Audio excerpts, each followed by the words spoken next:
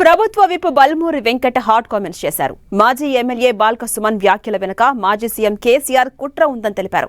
రాష్ట్రంలో శాంతి భద్రతలకు విఘాతం కలిగించాలని కేసీఆర్ కుట్ర పన్నారని ఆరోపించారు. ప్రజా ప్రభుత్వంపై కోపంతో వ్యవస్థలపై దాడి చేయడం కరెక్ట్ కాదన్న ఆయన బాల్క సుమన్పై పీడీ యాక్ట్ నమోదు చేయాలంటూ డిమాండ్ చేశారు.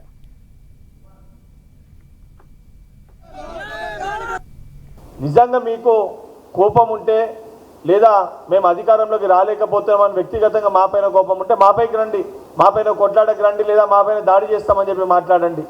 కానీ సామాన్యమైన ప్రజలు, మధ్యతరగతి కుటుంబాలు ఈరోజు రైల్లో ప్రయాణిస్తారు.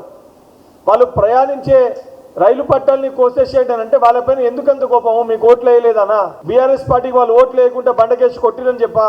ప్రజాస్వామ్యాన్ని కూనీ చేసి శాంతి భద్రతలకి భంగం కలిగించి ఒక యాంటీ సోషల్ ఎలిమెంట్స్ లెక్క ఈరోజు బీఆర్ఎస్ పార్టీ నాయకులని మార్చే ప్రయత్నము కల్వకుంట్ల చంద్రశేఖరరావు నాయకత్వంలో నేతృత్వంలో నడుస్తుంది. నిజంగా నేను బీఆర్ఎస్ పార్టీ నాయకులని ప్రశ్నిస్తున్నా, నిజంగా మీకు సోయి ఉంటే, సమస్యలపైన మాట్లాడే ఉద్దేశం ఉంటే ఫార్మ్ హౌస్లో తాగిపన్న మీ నాయకుడిని అసెంబ్లీకి రమ్మని చెప్పండి.